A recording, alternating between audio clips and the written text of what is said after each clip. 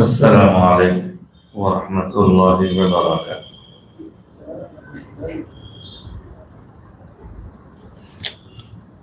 اعوذ باللہ من الشیطان الرجیم، بسم اللہ الرحمن الرحیم۔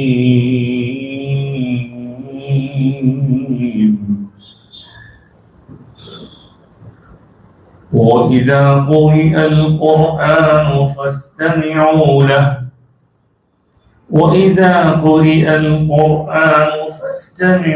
لَهُ وَأَنصِتُوا لَعَلَّكُمْ تُرْحَمُونَ۔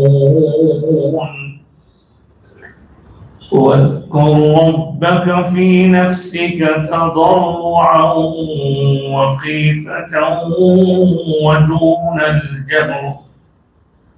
ودون الجهر من القول بالغدو والآصال ولا تكن من الغافلين،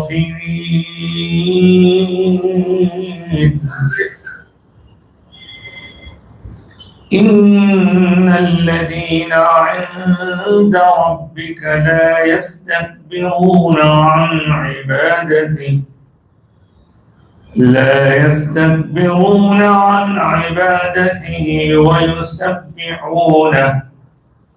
ويسبحونه وله يسجدون۔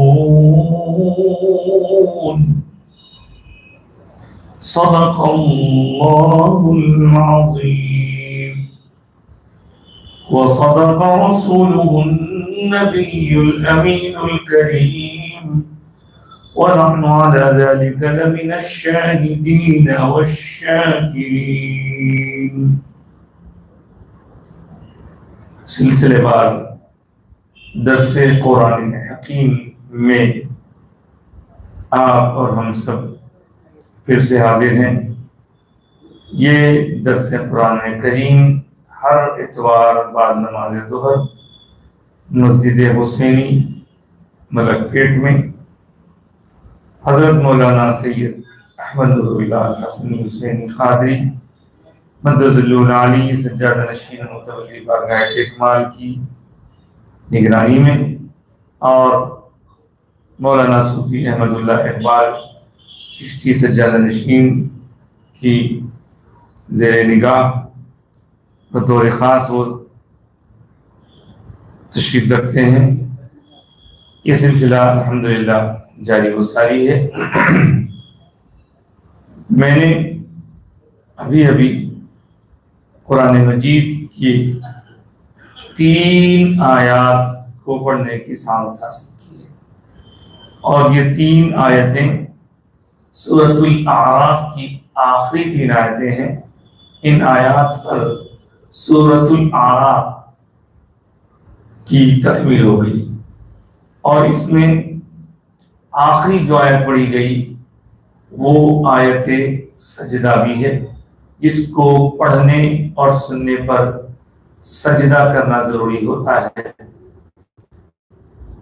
اس لیے اگر کوئی آخر تک نہ ٹھہر پائیں، درمیان میں ان کو جانا ہو، تو یہ یاد رکھیں کہ انہیں ایک سجدہ ضرور کرنا ہے۔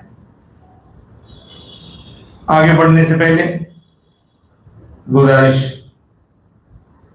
3 بار آپ اور ہم سب مل کر درود پاک پڑھتے ہیں۔ اللہم صلی علی سیدنا و مولانا محمد النبی الأمی وآلہ وصحبہ وسلم۔ اللہم صلی علی سیدنا و مولانا محمد طب القلوب ودوائها وعافیت الابدان وشفائها ونور الابصار وضیائها وعلى آلہ وصحبہ وسلم۔ اللہم صلی علی سیدنا مولانا محمد النبی الأمی الحبیب العالی القدر العظیم الجاہ وعلى آلہ وصحبہ عدد ما فی علم اللہ صلاة دائمة بدوام اللہ۔ جو آیتیں پچھلے درس میں ہو چکی ہیں ان میں آپ نے سماعت کیا کہ اللہ تبارک و تعالیٰ نے اپنے حبیب مکرم صلی اللہ علیہ وآلہ وسلم سے یہ ارشاد فرمایا، اے حبیب آپ کہیے کہ میں اپنے سے کچھ بنا کر پیش نہیں کرتا، بلکہ میں تو میرے رب کی طرف سے آنے والی وحی کو فالو کرتا ہوں۔ اللہ کا جو حکم ہوتا ہے تبعوا ما یوحی، میں فالو کرتا ہوں جو کچھ میری طرف وحی کی جاتی ہے۔ الی من ربی، میرے رب کی طرف سے وحی تو معلوم ہے کہ اللہ تعالیٰ کا مقدس مخفی پیغام جو اللہ تعالیٰ اپنے نبیوں کو عطا کرتا ہے اسے وحی کہتے ہیں، وحی۔ چنانچہ ان هو الا وحی یوحی، اب ہم اپنی زبان میں تو وحی وحی کہتے ہیں، لیکن اصل وحی ہے، وہ وحی جیسے حافظ جزم ہو، تو وحی کو میں فالو کرتا ہوں، اور یہ وحی وہ ہے جو تمہارے رب کی طرف سے بصائر یعنی آنکھیں کھولنے والی نشانیاں آیات، جس میں ہدایت ہے، جس میں رحمت ہے ان لوگوں کے لیے جو مومنین ہیں۔ اس کے بعد آج کی آیت تلاوت کی گئی، آج جو آیت تلاوت کی گئی وہ آیت ہے جس کا ترجمہ وَإِذَا، اور جب، قُرِئَ کہتے ہیں پڑھا جائے، قرأ پڑھنا، قُرِئَ پڑھا جانا، یعنی یہ ایکٹیو وائس اور پیسیو وائس جیسا انگلش میں ہوتا ہے ویسے اس میں مجہول کہلاتا ہے۔ قرأ پڑھا، قُرِئَ پڑھا گیا، القرآن اگر قرآن پڑھا جائے، اور جب قرآن پڑھا جائے، فَاسْتَمِعُوا لَهُ، تو کیا کرو، اس کو غور سے سنو، وَأَنصِتُوا، اور سن کر چپ رہو، خاموش رہو، لَعَلَّكُمْ تُرْحَمُونَ، تاکہ تم پر رحم کیا جائے۔ اس کے بعد کی آیت ہے وَاذْكُرْ، اور ذکر کر، رَبَّكَ، تیرے اپنے رب کا، فی نفسک، اپنے نفس میں، اپنی جان میں، اپنے باطن میں، تضرعاً عاجزی کے ساتھ، گڑ گڑاتے ہوئے، وخیفتاً، اور خوف کے ساتھ، ودون الجہر، ایسا جس میں آواز بلند نہ ہو، زور سے آواز نہ ہو، کب کر، بالغدوی، صبح کے وقت میں، والآصال، اور شام کے وقت میں، ولا تکن من الغافلین، اور نہ بن، لا تکن، نہ بن، غافلوں میں سے۔ یہ غافل یعنی بے پرواہ ہونا، لاپرواہ ہو جانا، بے توجہ ہو جانا، غافلوں میں سے نہ بن۔ آخری آیت ہے بے شک وہ جو تیرے رب کے قریب ہیں فرشتے، لا یستکبرون، اکڑ نہیں بتاتے، تکبر نہیں کرتے اس رب کی عبادت کرنے سے، رب کی عبادت سے وہ کبھی اکڑتے نہیں۔ وَيُسَبِّحُونَهُ، اور وہ لوگ اس کی تسبیح بیان کرتے ہیں، وَلَهُ يَسْجُدُونَ، اور اسی کے لیے سجدہ کرتے ہیں۔ سجدہ کرتے ہیں کا یہ جو لفظ ہے جس پر یہ سورہ مکمل ہوا، وَلَهُ يَسْجُدُونَ، اسی سورے کے، اسی آیت کی وجہ سے ہم پر سجدہ کرنا واجب ہو گیا۔ اس کے مسائل پہ بھی گفتگو کریں گے۔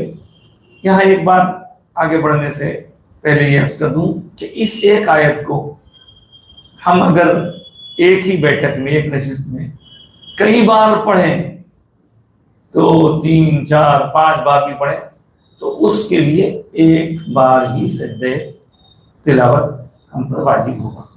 اب آپ کے ذہن میں سوال آ سکتا ہے کہ ایک بار پہلے تلاوت ہو گئی، پھر اس کے معنی کہتے ہوئے ایک بار اور تلاوت کی گئی، تو اب 2 مرتبہ ہوگا، پھر آپ جب یسجدون بولا جائے گا آپ گنتے چلے جائیں گے، تو اتنی دفعہ سجدہ کرنا ہے نہیں، ایک مقام کا ایک آیت پر جو سجدہ ہے اس آیت کو بار بار پڑھنے پر بھی ایک نشست درخواست ہو گئی، پھر حکم نیا بدل جائے گا.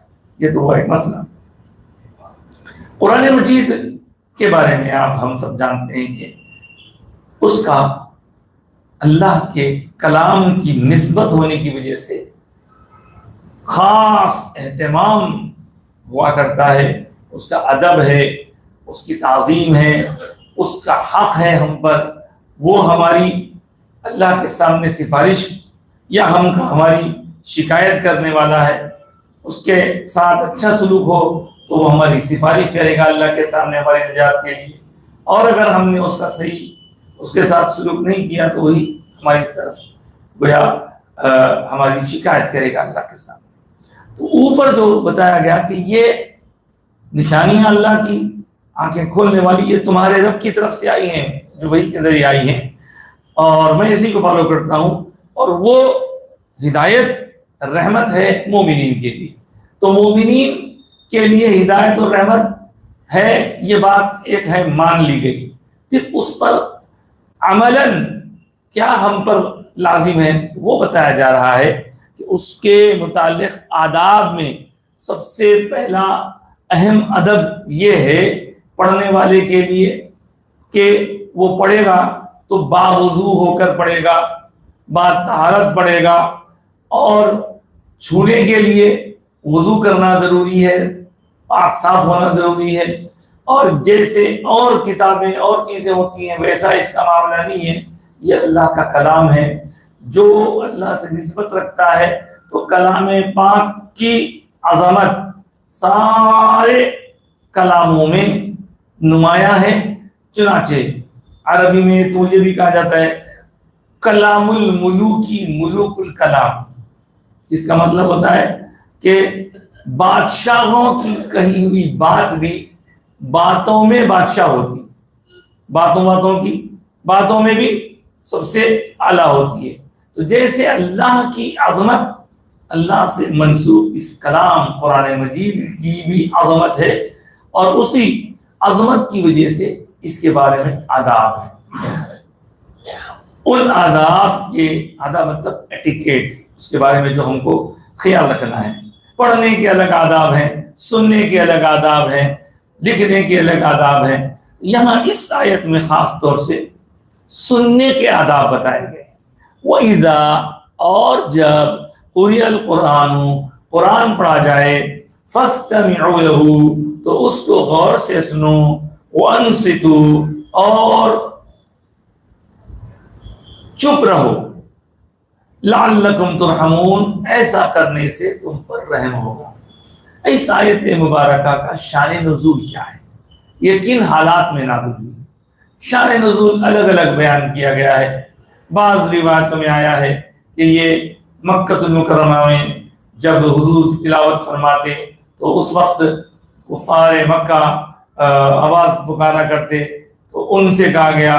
لیکن بعض دیگر علماء کہتے ہیں کہ یہ وہاں کے لیے اس لیے نہیں کیونکہ قرآن کے احکام پر عمل آوری اور اس کا ثواب رہن یہ سب کچھ مومنوں سے متعلق ہے، کافروں کے متعلق نہیں.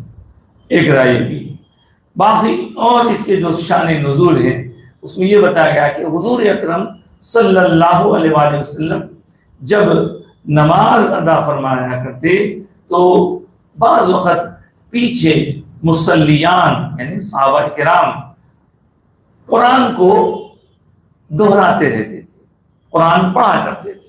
تو ان کو اس بات سے روکا گیا کہ جب قرآن پڑھا جائے تو قرآن کا ادب یہ ہے کہ پڑھنے والا پڑھے تو آپ بھی اپنی جگہ پڑھتے رہیں، یہ غلط ہے. بلکہ ادب یہ ہے کہ جب کوئی پڑھے تو باقی لوگوں کو چاہیے کہ سنیں. اور کیسا سنیں؟ بڑے توجہ کے ساتھ سنیں، غور سے سنیں. صرف سنیں نہیں، غور سے سنیں، اور اس پر سن کر چپ رہیں، یعنی سن کر اپنے آپ کو پھر کچھ کہنے کے بجائے خاموشی سے سنیں. البتہ ایک بات یہاں یہ بات بھی یاد رکھی جائے کہ بعض وقت بعض مقامات پر قرآن پڑھنے والا جب پڑھے اس کو سننے والا جب سنے تو سن کر کچھ کہنا بھی روایتوں میں آیا ہے. جیسے ہم سورۃ الفاتحہ سنتے ہیں تو غیر المغضوب علیہم ولا الضالین ہوتے ہی کیا کیا جاتا ہے؟ فوری اس کا ہم جواب دیتے ہیں آمین. اب آمین زور سے آہستہ وہ ایک الگ ٹاپک، لیکن آمین تو بولنا ہے، سب کو بولنا ہے حدیث میں. حالانکہ وہاں لکھا ہوا نہیں ہے کسی بھی قرآن میں ضالین کے بعد آمین لکھا ہوا نہیں ہوگا، لیکن آپ کو پڑھنا ہے حدیث میں. اسی طرح یہ تو خیر اہم ہے مسئلہ. بعض دیگر اور سوروں کے بارے میں بھی آیا کہ جب اللہ کی طرف سے قرآن پاک کے بعض سورے جو نازل کیے گئے اس کو جب پڑھنے والا پڑھے تو سننے والوں کو نماز کی حالت میں نہیں غیر نماز میں اس کا جواب بھی بتایا گیا. جیسے سورہ والتین ہے، والتین والزیتون کا سورہ جب ختم ہوتا ہے تو آخری آیت ہے اس کی کہ الیس اللہ باحکم الحاکمین، کیا اللہ سارے حاکموں کا حاکم نہیں ہے؟ تو اس وقت آہستگی سے آپ کو یہ کہنا ہے بلا کیوں نہیں ہے اللہ، بے شک تو ہی سارے حاکموں کا حاکم. اس کا جواب ہے. ایسی اور بعض صورتوں پر بھی آیا ہے، جیسے سورۃ الرحمن ہے. سورۃ الرحمن جب سرکار کائنات صلی اللہ علیہ وسلم صحابہ کے سامنے پڑھ رہے تھے تو صحابہ خاموشی سے سن رہے تھے. جب تلاوت کے دوران حضور نے اندازہ کیا کہ یہ لوگ خاموش ہیں تو فرمایا اس سورے کو تم نے جیسے سنا تم سے بہتر تو جنات سن رہے تھے. آپ کو یہ معلوم ہے کہ سورۃ الرحمن میں جناتوں اور انسانوں دونوں سے خطاب ہے. فَبِأَيِّ آلَاءِ، تو پھر اب کون سی تمہارے رب کے کون سی نعمتوں کو تم جھٹلاؤ گے؟ اے جن و انس، اے جن و انس، تم اپنے رب کی کون کون سی نعمتوں کو جھٹلاؤ گے؟ تو حضور جب پڑھ رہے تھے، نماز میں نہیں زیادہ سنا رہے تھے، تو سنتے وقت میں صحابہ خاموشی سے سن رہے تھے جیسا ہو. لیکن حضور نے وہاں فرمایا کہ تم سے بہتر تو وہ لوگ سن رہے تھے. پوچھا سکتا کون؟ ہاں جنات. وہ لوگ کیسا سن رہے تھے؟ تو ارشاد ہوا کہ جب فَبِأَيِّ آلَاءِ رَبِّكُمَا تُكَذِّبَانِ والی آیت آتی تو وہ لوگ کہتے تھے لا بِشَيْءٍ مِّن نِّعَمِكَ رَبَّنَا نُكَذِّبُ فَلَكَ الْحَمْدُ، یعنی اے اللہ کوئی ایسی شے نہیں تیری نعمت کی جو ہم جھٹلا سکیں، بس ساری تعریف تیرے ہی لیے. اس سورے کو سننے کے بعد انہوں نے یہ کہا تھا تو حضور کو یہ پسند آیا تھا. اس طرح کہیں ایمان کی بات ہو تو اس وقت بھی دل میں آہستہ کہا جائے. لیکن ایک عام حکم کیا ہے؟ جب قرآن پڑھا جائے تو غور سے سنا جائے، اس کو سمجھنے کی فکر کی جائے. خصوصیت کے ساتھ اس عمل صحابہ کرام میں اکثریت کیا کرتی تھی.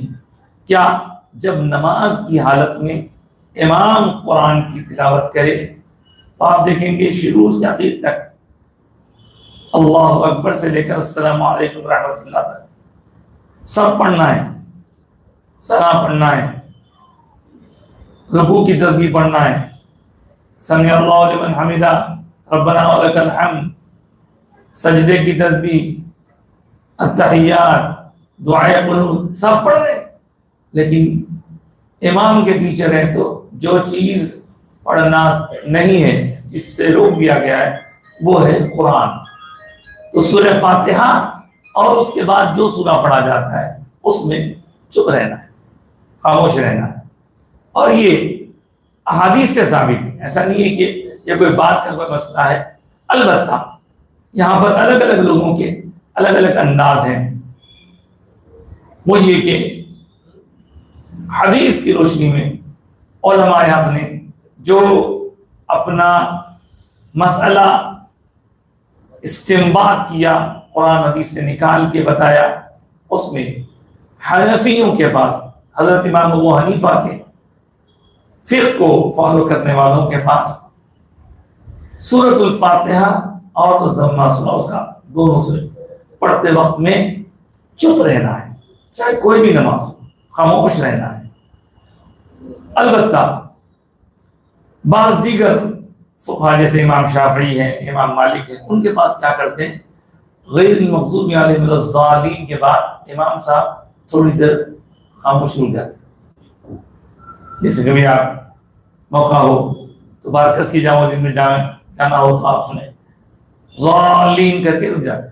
وہ تھوڑا ایک وقفہ رہتا، اس وقفے میں وہ لوگ مقتدیوں کو موقع ہے کہ وہ لوگ اپنا سورہ فاتحہ پڑھیں. امام پڑھتے وقت نہیں، پڑھ کے رکتے انہوں خاص طور سے اس پر پڑھ لینا. کیونکہ ایک اور حدیث میں آیا کہ لا صلاۃ الا بفاتحۃ الکتاب، سورہ فاتحہ کے بغیر کوئی نماز نہیں ہوتی. اس پر عمل کرتے. ہمارے پاس ہمارے علماء ہم کو یہ بتاتے ہیں کہ جو امام قرات کر رہا ہے وہی مقتدیوں کی طرف سے قرات ہے. یہ بھی ایک حدیث سماعت سے ثابت ہے. لیکن جو لوگ امام صاحب کے ساتھ ساتھ پڑھا کرتے ہیں، حنفی شافعی مالکی حنبلی تو نہیں پڑھتے، جو ان چاروں سے ہٹ کے ہیں، جن کو غیر مقلد کہا جاتا ہے، جو لوگ آج کل اپنے آپ کو حدیث سے جوڑ کے بیان کر رہے ہیں، دراصل وہ غیر مقلد ہیں. وہ لوگ ساتھ ساتھ امام صاحب کے ساتھ ساتھ پڑھتے ہیں. ایسا پڑھنا درست نہیں. اور خیر کسی کو بتائیے مت، آپ اپنے طور پر عمل کریے. دوسروں کو بتانے جانے پر تم کون، کیا، کدھر، بحث تو یہ ہوگا. اس کا نتیجہ یہ ہوگا کہ اللہ تعالیٰ کی مہربانی ہو، اللہ رحم فرمائے. تو اس کے ساتھ ساتھ ایک اور بات وہ یہ کہ نمازیں دو طرح کی ہوتی ہیں. ایک وہ نماز جس میں ہم کو آواز سنائی دیتی ہے، جیسے فجر ہے، مغرب ہے، عشاء ہے، اس وقت تو چپ رہتے ہیں. کیا ظہر اثر جو سری نماز ہیں اس میں بھی امام صاحب کے تلاوت قرآن کے وقت چپ رہنا ہے؟ جو اس وقت بھی چپ رہنا. یہ حنفی مسلک کے اعتبار سے. تو اس آیت مبارکہ کو بنیاد بنا کر ہمارے بزرگوں نے ہم کو یہ سمجھا دیا. اب یہاں ایک آدمی قرآن پاک کی تلاوت کر رہا ہے تو دوسروں کو چاہیے کہ وہ سنیں. لیکن کہیں کہیں نیت الگ ہوتی ہے. تلاوت کی نیت ہے تو ایک جیسے کوئی ابھی تھوڑی دیر پہلے آپ نے دیکھا کہ نعت پاک سے پہلے قرات ہوئی، ایک آپ صاحب پڑھ رہے ہیں، باقی صاحب لوگ سن رہے ہیں. یہ طریقہ صحیح ہے. البتہ کہیں کہیں تلاوت اور سماعت کی نیت نہیں ہوتی، نیت کچھ اور ہوتی. وہ کیسی؟ تو کسی مدرسے کو جائیں گے آپ تو وہاں دیکھیں گے حفظ کرنے والے کئی بچے ہیں. اب اگر اسی رول کو فالو کیا جائے تو بس ایک بچہ پڑھے باقی سب سنتے رہے، تو وہاں نیت تلاوت کی نہیں ہے، وہاں نیت تعلیم کی ہے، حفظ کرنے کی ہے. اس لیے ہر کوئی اپنا اپنا سبق یاد کرتے رہے. انہوں اپنا کوئی مصحف ادھر سنا رہا ہو تو وہاں کے لیے جائز ہے. اسی آیت مبارکہ سے ایک بات یہ بھی ثابت ہوئی کہ جس طرح قرآن پاک کا پڑھنا عبادت ہے، اسی طرح قرآن پاک کا سننا بھی عبادت ہے. سننے والا بے فائدہ کام کر رہا ایسا نہیں ہے، وہ بھی عبادت ہے. فاستمعوا، اللہ کا جو حکم ہو گیا بس. اسی لیے آقائے دو جہاں سرکار دو عالم صلی اللہ علیہ وسلم نے حضرت ابی بن کعب سے فرمایا، ابی ادھر آؤ جی، قرآن پڑھو، میں سنتا ہوں. اور کیا سرکار میں کیا پڑھوں، آپ صاحب قرآن ہیں، آپ قرآن پڑھیں تو ہم سنتے ہیں، ہماری جو خوش نصیبی.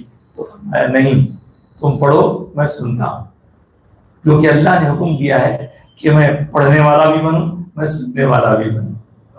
اس طرح حضور نے قرآن سن کر سننے والوں کے لیے بھی خوشخبری عطا فرمایا کہ سننا قرآن کا سننا خالیس فائدہ نہیں بلکہ اس میں بھی ہے.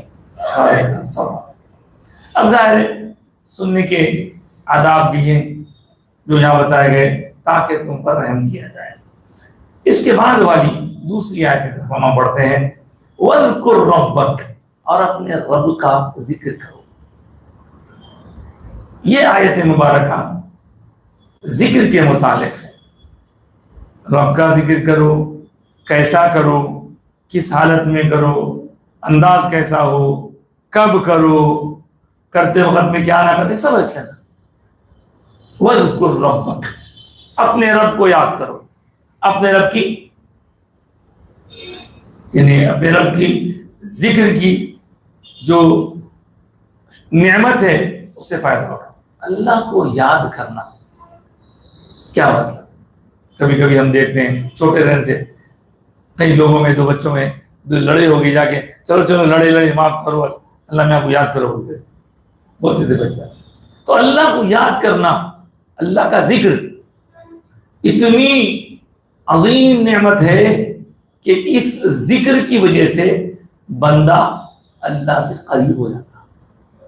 نہ صرف یہ کہ قریب ہوتا، بلکہ اللہ تعالی اپنے فضل سے ذکر کرنے والے کو یہ خوشخبری دے رہے ہیں، اے بندو تم مجھے یاد کرو، میں تمہیں یاد کروں گا۔ فَاذْكُرُونِي أَذْكُرْكُمْ، تم جیسے یاد کرو گے میں ویسے یاد کروں گا۔ تم مجھے اکیلے میں یاد کرو، میں بھی اکیلے میں یاد کروں گا۔ تم سب کے بیچ میں مجھے یاد کرو، تو تم جن لوگوں کے بیچ میں مجھے یاد کرو گے اس سے بہتر جماعت فرشتوں کے بیچ میں تمہیں یاد کروں گا۔ تو ذکر کی بھی کئی قسمیں بتائی گئی ہیں۔ ہم حضرت اللہ سے بھی اکثر سنا کرتے تھے، آپ نے سنا ہو پھر تازہ ہو جائے گا۔ ذکر کی بنیادی طور پر دو قسمیں ہیں، ایک ذکر جہری، ایک ذکر سری۔ یہاں پر ذکر سری یا ذکر خفی کا ذکر ہے، اور دیگر مقامات پر ذکر جہری کا بھی ذکر ہے۔ پھر اس کے ساتھ ساتھ اور اس کی اگر شاخیں بنائیں تو ذکر کی تین قسمیں ہوتی ہیں۔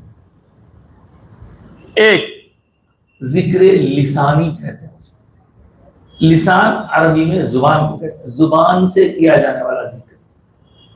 دو ذکر جنانی، جنان بولتے ہیں دل کو، دل کا ذکر۔ تیسرا ذکر ارکانی، رکن کہتے ہیں حصے کو۔ تو جسم کے الگ الگ جو پارٹس ہوتے ہیں، پارٹس آف باڈی، ان کو بھی ارکان جسم کہتے ہیں۔ عضو بھی آتا ہے، اس لیے اعضاء بولتے ہیں، اعضاء جسمانی۔ تو ایک ہے جسم سے نماز، جسم سے ذکر کرنا، ایک ہے دل سے ذکر کرنا، ایک ہے زبان سے ذکر کرنا۔ زبان سے ذکر کرنے کی بھی دو قسمیں، جیسے میں نے کہا، ایک جہری، ایک سری۔ سری کا مطلب ہے اتنا کیا جائے کہ آپ کے کانوں تک آواز آئے، دوسروں کو سنائی نہ دے، سر بولتے ہیں۔ اس کے بعد اس کے اندر اور ایک ذکر خفی ہے، جس کا مطلب ہے چھپا کے، زبان سے بول رہے ہیں، آپ سامنے والے کو معلوم ہی نہیں ہو رہا ہے کہ آپ ذکر کر رہے ہیں، خفی اندر چھپا کے کر رہے ہیں۔ تو اب جو ذکر لسانی ہے وہ تو زبان سے ہوتا ہے، ذکر جنانی چل رہا ہے دل میں، یہ ذکر جنانی۔ ارکانی کیا ہے؟ تو ہر رکن کو، ہر عضو کو جسم کے اللہ کی یاد دلائی جاتی رہے۔ کیا مطلب؟ آنکھ ایک رکن ہے، کان ایک رکن ہے، ہاتھ ایک رکن ہے۔ اب اس آنکھ کے استعمال کے وقت میں اگر کوئی نادرست استعمال کرنے جا رہے ہیں، اللہ کی نافرمانی والا کام آنکھ سے کرنے جا رہے ہیں، تو آنکھ کو یاد دلانا ہے، آنکھ تو کدھر جا رہی ہے؟ کیوں؟ جانتی نہیں اللہ دیکھ رہا ہے، تجھے اس سے روکا گیا ہے، اللہ کا ذکر کر اور اپنے آپ کو موڑ لے۔ یہ آنکھ کا ذکر ہوا۔ کان کا ذکر، کان کا ذکر کیا ہے؟ تو بولے کان سے وہ بات نہ سنے جس سے سننے سے منع کر دیا گیا ہے۔ اگر سننا طبیعت چاہیے تو کان کو اے کان اللہ کو یاد کر، مطلب اللہ یاد دلا کے اس کو برائی سے روک۔ قدم، قدم ہے، قدم ڈال رہا ہے بندہ، قدم مسجد کی طرف بھی اٹھ سکتے ہیں، قدم میں خانے کی طرف بھی جا سکتے ہیں، قدم غلط مقام کے لیے بھی نکل سکتے ہیں، قدم لڑنے کے لیے بھی جا سکتے ہیں، قدم صلح کے لیے بھی جا سکتے ہیں۔ تو قدم جب اٹھے، غلطی پر اٹھے، اے قدم، اے پیر، کدھر جا رہا تو کدھر جا رہا، ادھر جانے کا نہیں ہے، پیر کو یاد دلانا. پیر تو ہمارے قابو میں ہے، پیر کو یاد دلانا مطلب پیر کے ذریعے اللہ کی یاد کر کے یو ٹرن لے لینا، یاد آتا ہی یو ٹرن لے لینا. اس طرح بہت سارے واقعات ہیں. چنانچہ اللہ تعالیٰ کے سامنے ہمارے پاؤں، ہمارے ہاتھ ہمارے خلاف گواہی دیں گے. سورہ یاسین میں آیا قیامت کے دن جب آئے گا الیوم نختم علی،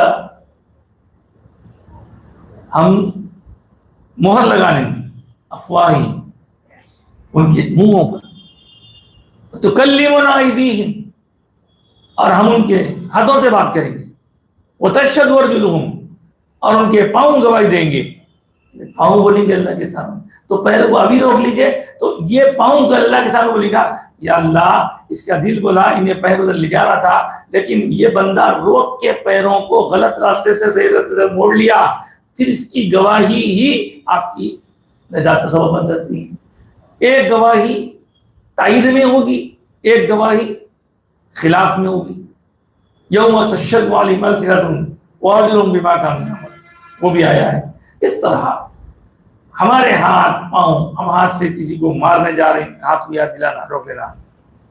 کسی کو نقصان پہنچانے جا رہے ہیں، ہاتھ روک لینا. اب حدیث پاک میں آنا المسلم من سلم المسلمون من لسانہ و یدہ، سچا مسلمان تو وہ ہے جس کی زبان اور جس کے ہاتھوں سے دوسرے مسلمان سلامت رہیں، سیف رہیں. تو یہ جسم کا، اب آپ دیکھیں ناک، زبان سے بولنے کے کام نہیں آتا. منہ ہے، منہ میں اگر آپ خدا نخواستہ طبیعت چاری بہت اچھا دکھ رہا لیکن وہ حرام ہے، آپ کھانے جا رہے ہیں تو یاد دلانے، اے منہ دیکھ جو اندر جا رہا ہے یہ حلال نہیں ہے. تو جسم کے سارے اعضاء کو آپ ذکر میں مصروف کر سکتے ہیں. اب آپ کو بزرگان دین اولیاء اللہ کے واقعات کی اگر بات کریں تو بعض اولیاء اللہ کے پاس ایک خاص ذکر ہوتا تھا، اس کا نام ہے سلطان الاذکار. وہ اللہ والے جب وہ ذکر کرتے تھے تو حکم تھا کہ کوئی اندر آنا نہیں، دروازہ بند کر کے کرتے تھے. کئی بزرگوں سے یہ مروی ہے کہ جب وہ ذکر کرتے تو اندر کوئی آنا نہیں، خاص قسم کا ذکر ہوتا تھا. اب ان کی اللہ سے کیا قرب ہے، کیسی قرب کی کیفیت ہے. چنانچہ بزرگوں کے بارے میں ہے کہ کسی نے ان کی اجازت کے بغیر اندر داخل ہو کر دیکھ لیا تو ان کے جسم کے سارے ٹکڑے الگ الگ پڑے ہوئے تھے، ایک ہاتھ پڑا ہوا ہے، ایک پاؤں پڑا ہوا ہے، ایک گھنڈا پڑا ہوا ہے. انہوں نے اندر جا کے دیکھ کے بول کے آئے حضرت، ارے حضرت تو ان کی قتل کر کے ڈال دیا، ہاتھا پانا توڑ کے ڈال دیے، بول کے جو باہر آئے. باہر آ کے پریشان ہو گئے، حیبت میں کسی کو بولوں کسی کو نہیں بولوں. تھوڑی دیر کے بعد حضرت کمرے میں سے نکلی. ایسے بہت سے واقعات ہیں بزرگوں کے بارے میں. تو یہ خاص قسم کا ذکر ہوتا ہے سلطان اذکار. وہ تو خیر ہمارے بس کی بات نہیں. وہ اللہ والے بڑے بڑے بزرگ کیسا کرتے تھے، وہ کیا تھا، اللہ کا ان کا کیا راز تھا. دیکھیے جب بھی کبھی بزرگوں نے ہم لیتے کیا بولتے ہیں، قدس اللہ سرہ بولتے ہیں. قدس اللہ سرہ، اس کا مطلب یہ کہ اللہ ان کا راز مزید مقدس کرے. تو اللہ اور بندے کے درمیان راز رہتا. چنانچہ پیرانے پیر کے واقعات میں، پیرانے پور کے کلام میں آپ جو قصید غوثیہ سنتے ہیں تو وہ بندہ ترقی کرتے کرتے اللہ اور اس کے درمیان کچھ ایسی یعنی محبت اور قربت ہو جاتی ہے کہ بندے کو اللہ تعالیٰ اپنا محبوب بنا لیتا ہے اور اس کو کچھ ایسے خاص کوڈ سمجھا دیتا ہے کی وجہ سے جس کام کو عام لوگ نہیں کر سکتے وہ بندہ کر سکتا ہے. چنانچہ پیرانے پیر کے کلام میں ہے وَلَوْ أَلْقَيْتُ سِرِّي فَوْقَ مَيْتٍ، اگر میں میرا راز کسی مردے پر ظاہر کر دوں، مردے پر ڈال دوں، لَقَامَ بِقُدْرَةِ الْمَوْلَى مَشَالِي، میرے مولا کی قدرت سے وہ چل کے میرے ساتھ چلنے لگ جائے. تو وہ سر ہے، وہ راز ہے، وہ ایک راز. تو بندے کا اللہ کے درمیان، اللہ والوں کا، ولیوں کا اللہ کے درمیان کیا راز ہوتا ہے، وہ راز ہے. تو ایسا بھی ایک ذکر ہوتا ہے. لیکن ہم جیسے گناہ گاروں کے لیے تو وہ بہت بڑی بڑی منزلیں ہیں، ہم اپنے گناہوں کو معاف کرا لیے، اپنے گناہوں کو بچا لیے، اپنے گناہوں کی معافی اور نیکیاں کچھ کر لیے، تو وہی بڑی بات ہے۔ لیکن یہاں ذکر کے بارے میں ایک بات میں عرض کرتے ہوئے اپنی بات کو ذکر سے موڑ لوں کہ ذکر کی یہ 3 الگ الگ قسمیں بتائی گئی ہیں۔ یہ تینوں قسمیں ایک عبادت میں مل جاتی ہیں، وہ تینوں قسمیں ایک جگہ کر مل جاتی ہیں، اور وہ عبادت ہے نماز۔ آپ نماز پڑھتے ہیں، زبان بھی آپ کی جاری ہے، دوسرا دل بھی اب حاضر ہے تو ہے، ورنہ ادھر کیا ہے باڈی پریزنٹ مائنڈ ایبسنٹ بول تو غلط ہے۔ تو دل سے بھی اللہ کا ذکر، اور جو آپ اٹھک بیٹھک کر رہے ہیں، کھڑے ہیں، رکوع میں جا رہے ہیں، قوما، سجدہ، جلسہ، یہ سب کچھ کیا ہو رہا ہے؟ یہ آپ کے جسم کے اعضاء کے تھرو آپ اللہ کا ذکر کر رہے ہیں۔ تو ایک ہی جگہ ذکر کی تینوں قسمیں کمبائنڈ ہو گئی، تو تینوں اقسام ذکر کا کمبینیشن نماز ہے۔ اس لیے کچھ لوگ تو نماز بوجھ سمجھ کے پڑھتے ہیں، اور کچھ لوگ نماز مزہ سمجھ کے پڑھتے ہیں۔ ان کو نماز میں اتنی لذت آتی تھی کہ 100 رکعت 1000 رکعت پڑھ لیتے تھے، کیونکہ نماز سے ان کو مزہ آتا تھا۔ اس طرح ذکر کی بہت ساری۔ پھر اس کے علاوہ ایک بات، ذکر کا عام انداز جو ہم کو سکھایا گیا، عام ہر کسی کے لیے ہے، وہ کیا ہے؟ نیند میں سے اٹھتے ہی ذکر کرو، الحمدللہ الذی احیانا بعد ما اماتنا والیہ النشور، یہ دعائیں دیکھیں، اٹھتے ذکر کرو، اٹھ کے بیٹھ جاؤ۔ پھر ضرورت کو جا رہے ہیں، اٹھتے پہلا کام لوگ رہ رہے ہیں وہی کرتے ہیں، تو واش روم کو جا رہے ہیں، جاتے وقت کی ایک دعا، اللہم انی اعوذ بک من الخبث والخبائث۔ پھر وہاں سے نکلنے کے وقت کی ایک دعا، الحمدللہ الذی عافانی الحمدللہ الذی عافانی اذهب عنی العطا وعافانی، اللہ میری تکلیف تو نے دور کر دی اور مجھے عافیت دی۔ وضو کرنے جا رہے ہیں، اللہم اغفر لی ذنبی ووسع لی فی داری وبارک لی فی رزقی، یہ سب دعائیں، چلتے پھرتے اٹھتے بیٹھتے، سونے جا رہے ہیں ایک دعا، کھانا شروع کر رہے ہیں ایک دعا، گھر میں داخل ہو رہے ہیں ایک دعا، گھر سے باہر نکل رہے ہیں ایک دعا، مسجد میں داخل ہو رہے ہیں ایک دعا، مسجد سے باہر جا رہے ہیں ایک دعا، ہر جگہ دعا دعا دعا۔ کیا یہ دعا کی اللہ تعالیٰ کو ضرورت ہے؟ جی نہیں، دعا کے ذریعے بندے کو اللہ کے ذکر سے جوڑے رکھنا ہے۔ اب ہم اوپر کے آیات میں پڑھ چکے ہیں کہ بندہ جب ذکر میں مصروف ہوتا ہے تو شیطان اس پر حاوی ہونے سے رک جاتا ہے۔ ذکر ادھر کرتے ہوئے ہٹ جاتا ہوں، پر ہم وہی ما ينزغنا من الشیطان فاستعذ باللہ، اللہ سے جو ہے آپ پناہ مانو، کیونکہ جب شیطان آ کر اپنا وار ڈالنا چاہتا ہے، تذکروا، تو وہ لوگ کیا کرتے ہیں؟ نیک لوگ اللہ کا ذکر کرنے لگ جاتے ہیں، ذکر میں مصروف ہو جاتے ہیں۔ تو اس طرح اللہ کے ذکر کی مختلف قسمیں بتائی گئی ہیں۔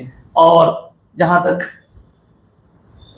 اہل طریقت کا سوال ہے، تو طریقت کے مختلف سلسلوں میں ذکر کا مختلف انداز اختیار کیا گیا ہے۔ اب آپ اگر قادریہ سلسلے میں دیکھیں، چشتیہ میں دیکھیں، قادریہ میں سری بھی ہوتا ہے، نہیں آہستہ بھی ہوتا ہے اور زور سے بھی ہوتا ہے، چشتیہ میں زور سے ہوتا ہے، نقش بندیہ میں زور سے کبھی ذکر ہوتا ہے، آہستہ۔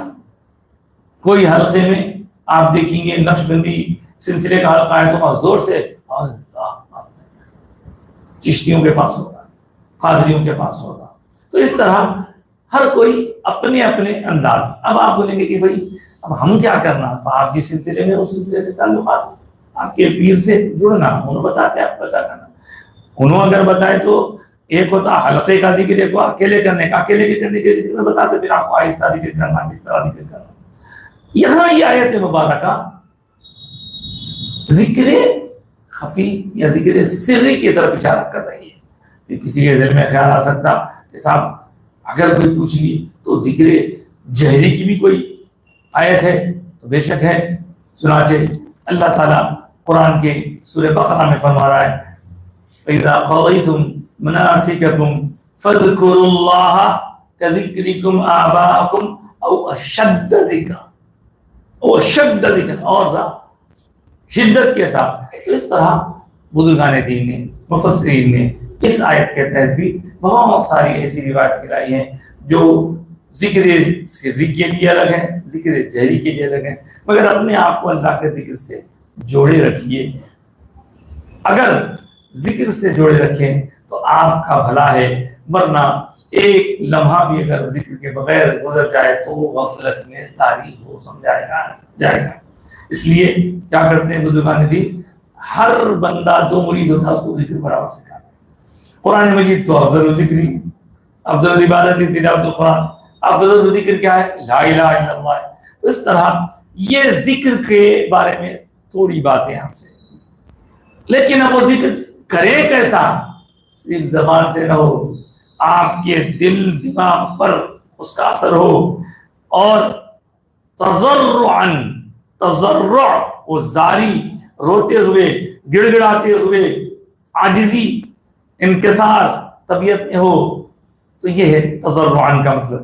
اور فرمایا وخیفتاً، پھر ساتھ میں خوف بھی ہو، خوف بھی ہو، اچھا حیبت بھی ہو۔ خوف کس بات کی؟ میں عبادت نہ کروں، قبول ہوا کہ نہیں، ہوتا کہ نہیں کی۔ یہاں پہ ہم جو ہے چند عبادتیں کر کے سمجھتے ہیں کہ میں اتنے عبادتیں کر لیا، میں یہ کر لیا، میں وہ کر لیا۔ نہیں، جو کچھ کر رہے ہیں اللہ قبول اپنے کرم سے، فضل سے قبول کر لیا تو اچھا۔ اور کہا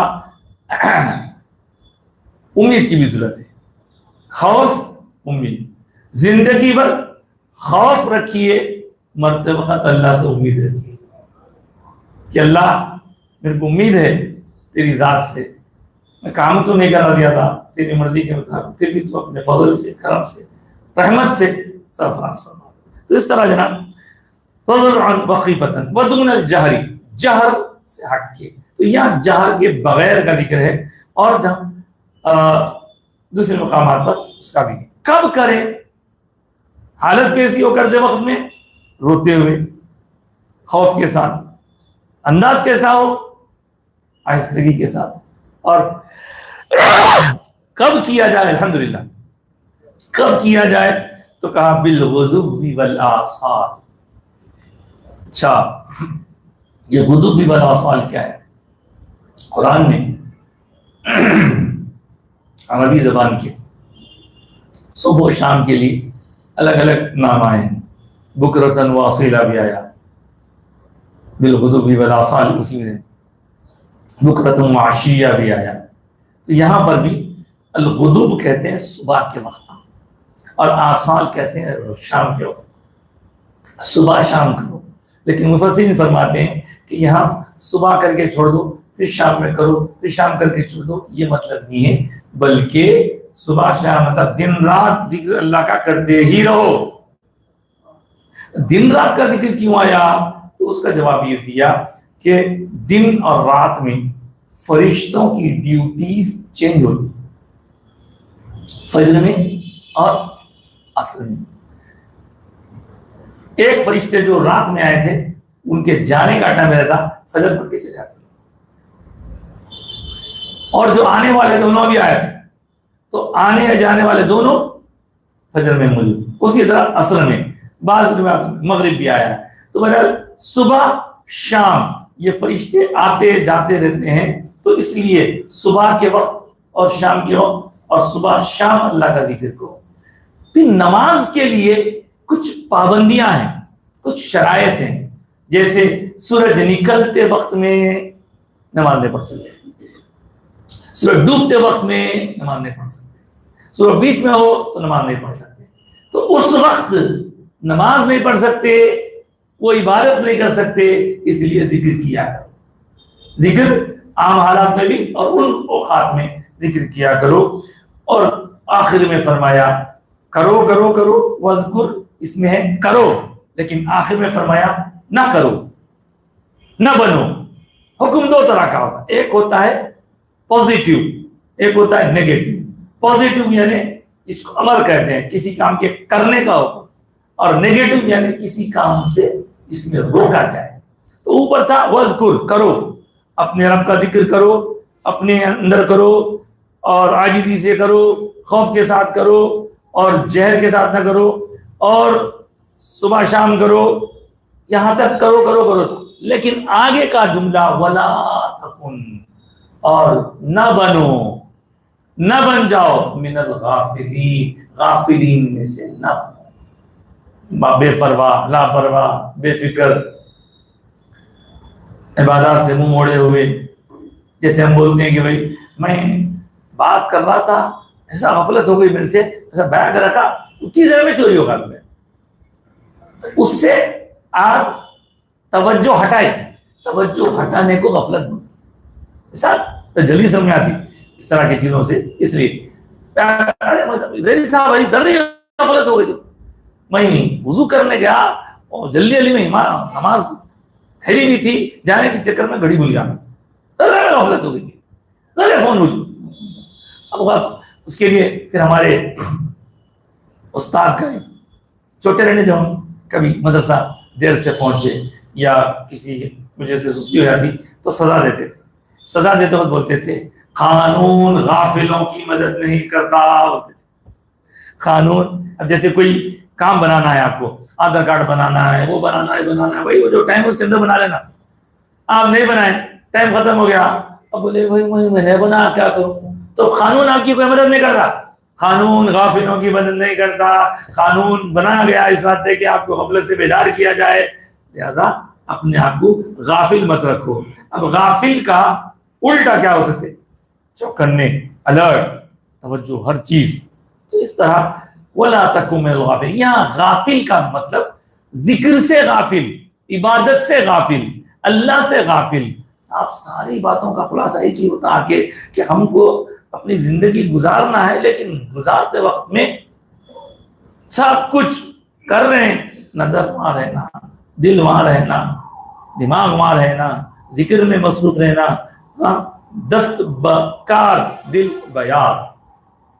اس کی ایک مثال اکثر میں دیا کرتا ہوں کہ بھائی کبھی بندہ جب گاڑی چلاتا ہے، 2 ویلر ہو یا 4 ویلر، تو شروع میں ایسی حالت رہتی اس کی کہ انہیں گاڑی چلاتا پوری نظر رکھتا ہوں، ادھر سے کوئی آ رہا، ادھر سے کوئی آ رہا، کار میں بھی بہت توجہ سے نظر رکھتا ہوں. اس وقت کوئی بات کرنا، ٹھہرو جی گاڑی چلاؤ.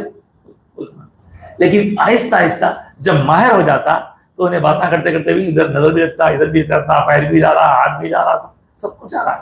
تو اس طرح نظر، ہمارے ہاتھ پاؤں اگر کام میں ہو تو ہوں، لیکن غفلت نہ ہو اللہ کے ذکر سے، اللہ کی عبادت سے، اور اللہ تبارک و تعالیٰ کے احکام پر عمل آوری سے.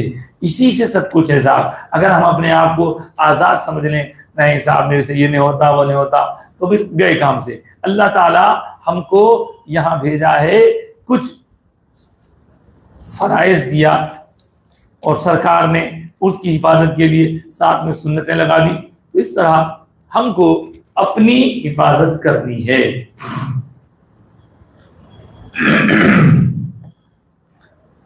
آخری آیت، یہ آیت تو ہو گئی. اب یہاں دون الجہری کا مطلب میں نے جیسے ابھی کہا، جس میں جہر نہیں ہوتا. تو ذکر کی 2 قسموں میں آپ یہ دیکھ لیے، نماز کی بھی 5 نمازوں میں 3 نمازیں بالجہر ہے، 2 نمازیں بالسر ہے. تو ذکر وہ بھی، ذکر یہ بھی، ان کو وہ ناجائز نہیں ہو سکتے، آپ ان کو یہ ناجائز نہیں ہو سکتے، اپنا اپنا طریقہ اختیار ہے. لیکن فرائض میں تو بعض لوگ اکثر یہ سوال کرتے صاحب یہ دن میں ظہر اثر میں قرات زور سے کہیں کرتے، فجر مغرب شام میں کرتے. تو ان کو میں جواب دیتے وقت میں 2 باتیں بولتا ہوں. پہلی چیز تو یہ کہ اگر آپ ہر جگہ یہ کئی کو سوچے لے جائیں گے تو آپ کا جینا مشکل ہو جائے گا. یہ کئی کو، وہ کئی ایسا، کئی کو ایسا ہوں گے کچھ وجہ. بعض علماء بتاتے ہیں کہ بھئی دن کے وقت میں لوگوں کے کاروبار بڑھا رہے تھے، اس لیے آہستہ نماز پڑھتے تھے، لوگ آسی بخارا کرتے تھے، ایسا ٹھیک ایک ہے میری وجہ بتا ہے. لیکن جو پوائنٹ ہمارے ذہن میں ہمیشہ رہنا ہے، یہ کئی کو وہ کئی کو کے بجائے بس یہ دیکھنا ہے ایسا ہوا ہم کو ایسی کرنا ہے. حضور نے ایسا کیا ہم کو ایسی کرنا ہے. حضور نے وہ نمازیں 2 سر پڑھی، ہم کو سر پڑھنا ہے. سرکار نے 3 نمازوں میں قرات کی، ہم کو بھی. اب بولیں گے صاحب ظہر میں، عصر میں، عشاء میں 4 ہے، یہ مغرب میں 3 اسٹیپ ہوئے. اب کئی کو تو ہر ہے وجہ ہے اس کی بھی، لیکن ہر جگہ وجہ تلاش کرنے کے چکر میں آپ کو عبادت کرو بولے. عبادت کا مطلب اللہ جیسا بولا ویسا کرنا. معلومات اچھی چیز ہے، لیکن اس کی کھوج میں پڑھ کے عبادت کے جذبے سے الگ ہو جانا یہ کوئی سمجھداری نہیں. چلے صاحب، اس کے بعد یہ تو ہو گیا آخری آیت. بے شک وہ لوگ ان الذین عند ربک، جو آپ کے رب کے قریب ہیں، قربت میں ہیں، لا یستکبرون. اب اس کے بارے میں اکثر نے تو یہ کہا کہ یہاں مقرب فرشتے مراد ہیں اللہ تعالیٰ کے. اب وہ کیا، وہ عبادت کرنے میں ذرہ برابر بھی تکبر نہیں کرتے، برابر عبادت میں لگے رہتے ہیں اور تسبیح کرتے ہیں. تسبیح کیا ہے؟ تسبیح یعنی اللہ کی پاکی بیان کرنا. اور وہ لہو یسجدون، اور اللہ کے لیے سجدہ ریز ہو جاتے ہیں. بعض علماء نے لکھا کہ کچھ کفار یہ کہتے تھے کہ بھئی ہم عبادت نہیں کرتے، کیوں؟ اس میں سجدہ کرنا پڑتا، سجدہ کرے تو اس میں ذلت ہے، انسان جو ہے پورا جھک جانا، پورا سر اپنا لے آ کے زمین پہ لگا دینا. تو ان کو بتلانے کے لیے کہ عبادت سے تکبر اچھا نہیں، عبادت عاجزی کا نام ہے، اور اگر اللہ کے سامنے نہیں جھکیں گے تو پھر کہاں جھکیں؟ کیا اقبال نے کہا تھا، یہ ایک سجدہ جسے تو گراں سمجھتا ہے، 1000 سجدوں سے دیتا ہے آدمی کو نجات. یا جھکنے میں تیری عزت ہے، یا نہیں جھکیں گا تو دنیا کے سامنے جھکنا پڑے گا، یا جھک جا، ہر جگہ تیری عزت رہے گی. عاجزی، انکسار انسان کی طبیعت میں ہونا چاہیے. تو اس طرح وَيُسَبِّحُونَهُ وَلَهُ يَسْجُدُونَ. آپ سوال کر سکتے ہیں صاحب یہ آیت سجدہ کیوں رہتی، کیا رہتی؟ اس کے اوپر بھی بہت طویل گفتگو ہو سکتی ہے، لیکن مختصر عرض کر دیتا ہوں کہ قرآن مجید میں جیسے یہاں ذکر ہوا اللہ کے مقرب بندوں کا، فرشتوں، ان لوگوں کو آپ دیکھیں گے کیا کرتے ہیں، اللہ کی عبادت سے کبھی بھی منہ نہیں موڑتے، عاجزی کرتے ہیں، سجدے میں گر جاتے ہیں. کہیں کافروں کا ذکر ہے، جب ان سے کہا جائے سجدہ کرو تو وہ سجدہ نہیں کرتے، اکڑ جاتے.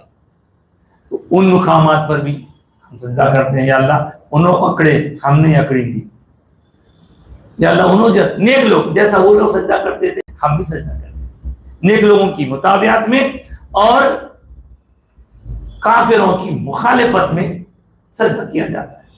کل ملا کے پورے قرآن مجید میں سجدے جو شروع ہوتے ہیں یہ پہلا سجدہ ہے جو 90 پارے میں پہلا سجدہ آیا.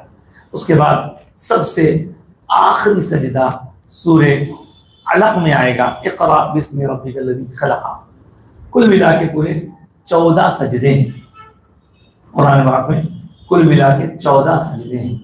اور ان 14 سجدوں میں اختلاف حنفی شافعی کا اس میں بھی ہے، وہ یہ کہ سورہ حج کا ایک سجدہ تو سب کرتے ہیں، دوسرا والا سجدہ امام شافعی کرتے ہیں اور نہیں کرتے. انہوں وہ کرتے ہیں تو سورہ صاد کا سجدہ نہیں کرتے، تو صاد میں سجدہ ہے وہ نہیں کرتے. تو یہ ہوا سجدے کی وجوہات. اب اس کے پڑھنے والے پر ظاہر ہے سجدہ کرنے پر، وہ تلاوت کرنے پر، سننے پر، دونوں پر واجب ہوتا ہے. البتہ اگر کوئی ٹیپ ریکارڈ میں سن رہا ہے، موبائل میں سن رہا ہے، تو اس کی وجہ سے اس پر واجب نہیں ہوتا، باقی ساری صورتوں میں واجب ہوتا ہے. لیکن اب آپ دیکھ رہے ہیں کہ اس کی 2 صورتیں خاص طور سے بیان کرنے کی ہیں. ایک وہ ہے کہ ایک حالت نماز میں آیت سجدہ پڑھنا، ایک نماز کے باہر سجدہ دیکھیے آیت پڑھنا. اگر نماز کی حالت میں آپ آیت سجدہ پڑھ رہے ہیں جیسے تراویح میں بعد نمازوں میں ہوتا ہے، تو یہ ضروری ہے کہ فوری سجدے میں چلے جائیں. وہاں بعد میں کریں گے ٹال نہیں سکتے، فوری سجدے میں چلے جائیں. اس لیے آپ دیکھتے ہیں تراویح میں آیت سجدہ پڑھی ہے پڑھتے اللہ اکبر یہ. لیکن نماز کے باہر اگر آپ پڑھ رہے ہیں تو اس وقت سہولت ہے آپ کو اسی وقت روک کے سجدہ کریں تو بھی ٹھیک ہے، یا نہیں پوری تلاوت مکمل کر کے سجدہ کریں تو بھی ٹھیک ہے. اور ایک بات خاص مجھے یاد آ گئی اچانک، کب کون سی بات اللہ یاد دلا دے، کسی کی موجودگی سے کیا برکت ہے کہ نہیں معلوم.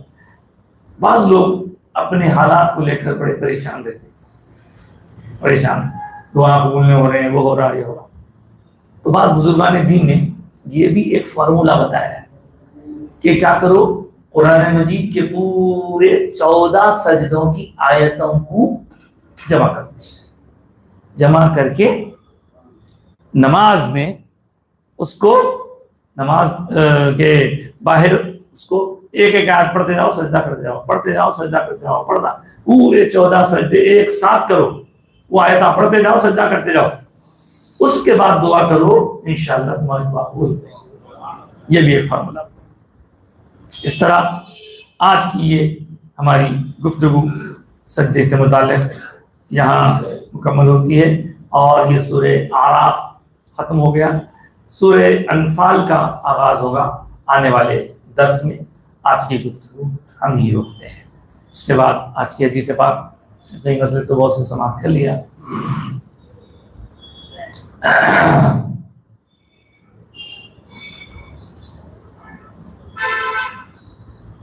یہ ابو داؤد شریف کی ایک روایت میں پڑھنے لگا ہوں جو حضرت جابر بن عبداللہ سے روایت ہے. عن جابر بن عبداللہ رضی اللہ عنہ قال قال رسول اللہ صلی اللہ علیہ وسلم لا تدعوا على انفسكم ولا تدعوا على اولادكم ولا تدعوا على خدمكم ولا تدعوا على اموالكم لا توافقوا من الله تبارك وتعالى ساعة نيل فيها عطاء فيستجيب لكم. اللہ اکبر. اس میں بتایا گیا حضور فرما رہے ہیں، حضور کے صحابی حضرت جابر بن عبداللہ اس کی روایت کر رہے ہیں، کہتے ہیں کہ لا تدعوا علی انفسکم، لوگوں دیکھو کبھی بھی اپنے آپ کو بد دعا مت دو، اپنے آپ کو بد دعا مت دو. اور لوگوں ایسا تو بھی ہو جانا ایسا تو بھی ہو جانا، کبھی بد دعا نہیں، نہ خود کو بد دعا دو، نہ اپنے اولاد کو بد دعا دو. اولاد کو بھی بد دعا نہیں دینا، بد دعا دینے سے روک رہے سرکار. اولاد کو بھی بد دعا مت دو، اور اپنے مال کے بارے میں بد دعا مت کرو، اور اپنے خادموں کے بارے میں بد دعا مت کرو، اور نہ اپنے مال کے لیے تو آ گیا. اس کے بعد فرمایا کہیں ایسا نہ ہو، بد دعا کرنے سے روک، کہیں ایسا نہ ہو کہ وہ گھڑی جس وقت، وہ ٹائم جس وقت تمہاری زبان سے بد دعا نکل رہی، تو اس وقت تمہاری زبان پر بد دعا ہو، وہ گھڑی اگر قبولیت کی ہو تو تمہاری بد دعا قبول ہو جائے اور تمہارے ساتھ ویسی ہو جائیں. حضرات کرام، یہ تو ہوا حدیث مبارکہ کا معاملہ، اور فقہی مسائل میں آپ کئی مسئلے درمیان میں سن چکے ہیں. ایک اور مسئلہ بھی سن لیجئے. سجدہ تلاوت کیا عصر کے بعد کر سکتے ہیں؟ بالکل کر سکتے ہیں. عصر کی نماز کے بعد نفل نماز کا سجدہ کرنا منع ہے. مجھے ایک صاحب نے مل کر توجہ دلائی کہ صاحب ہم بعض بزرگوں کے پاس جاتے تھے تو ہم دیکھتے تھے کہ وہاں قرآن حدیث کے ساتھ اللہ والوں کا کوئی ایک آدھ واقعہ سناتے تھے، صالحین کے واقعات. بہت اچھی بات ہے، میں بھی سنا. تو آج سے ہم کوشش کریں گے اپنی گفتگو کا اختتام اللہ والوں سے متعلق کوئی ایک واقعہ سنائیں. سب ہر واقعے میں کوئی نہ کوئی ہمارے لیے سبق ہے. آپ کے ساتھ اگر کوئی برا کرا تو آپ کیا کرتے ہیں؟ ظاہر سی بات ہے، ابھی ذکر ہوا اس کو برا دکھا بدوا دیتے. میں ایک واقعہ آج سنانے لگا ہوں.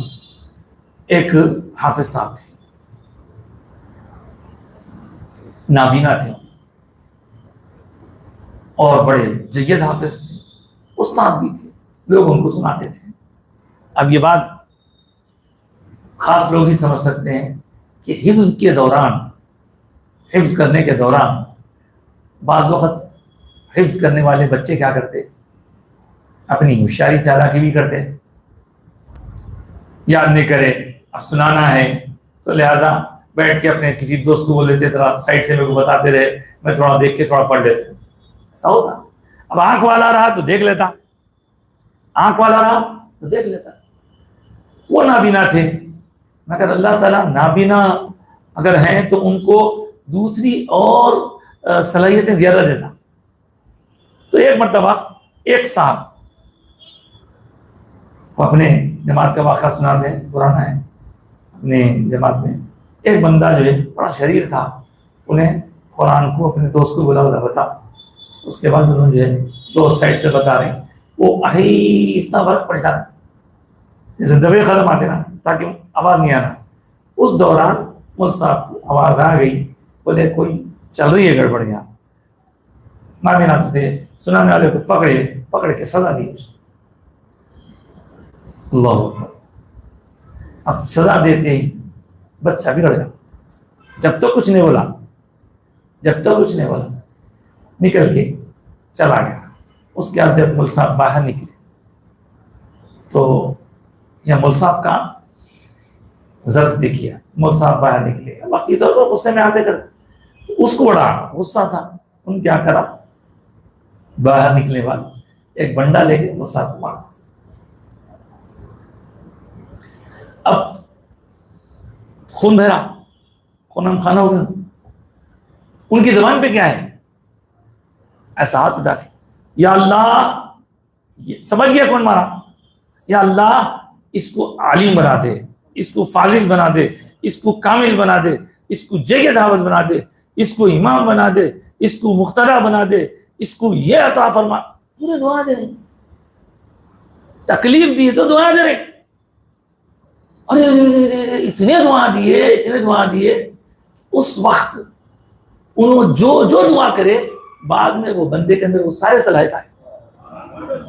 اور میں آپ کو بتاؤں تو میں وہ صاحب سے ملا ہوں جن صاحب کے لیے دعا کی ہوئی تھی، بھائی چینج ہونا ہی ہونا ہے، انہوں جو دعا کرے اب اس کے بعد اس کو احساس ہوا، ارے بھائی مول صاحب کو ایسا غلطی کر دیا، سمجھا اس کو، مول صاحب دعا کر رہے ہیں تو دعا کر رہے ہیں۔ تو اس کے بعد حالت یہ ہوئی وہ صاحب کی، میں آپ سے ان کا نام بھی ذکر کروں گا میں، تاکہ اب تو خیر موجود نہیں ہے دنیا میں، انہوں بڑے بزرگ گزرے ہیں وہ بھی۔